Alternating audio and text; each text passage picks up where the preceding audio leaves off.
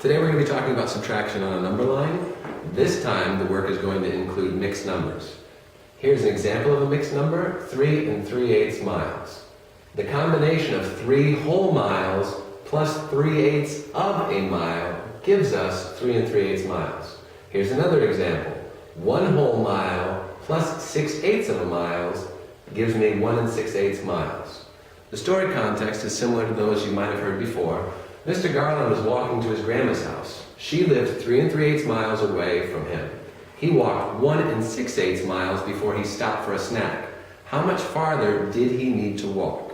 So, if we go down to the number line, here is my home at 0 miles, grandmother's house 3 3/8 miles away from home. I indicate the distance that I traveled prior to stopping for a snack. And then from there I start to think about landmark numbers. In between 1 6/8 miles and 3 3/8 miles, I've actually got 2 significant landmark numbers. The first of which is 2 whole miles, the second of which is 3 whole miles.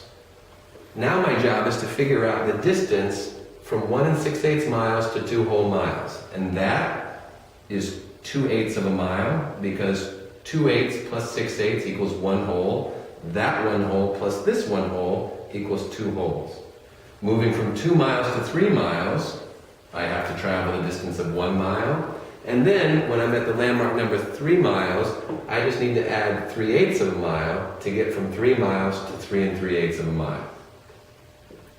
At this point in time, what I need to do to figure out the distance between the snack shop and grandmother's house is I need to add each increment that I walked along the way. So, I take my 1 whole, I add to it 3/8 of a mile, and I add to it 2/8 of a mile. The tricky part for children is to ensure that they're only adding the numerator. The denominator does not get added together, it's only there to indicate the size of each of the fractional pieces. So, I add my 1 whole plus my 3/8 plus my 2/8, I get my 1 whole plus 5/8, and as always, I label it with miles, and that is how I find the distance between my snack shop and my grandmother's house. Thank you for watching.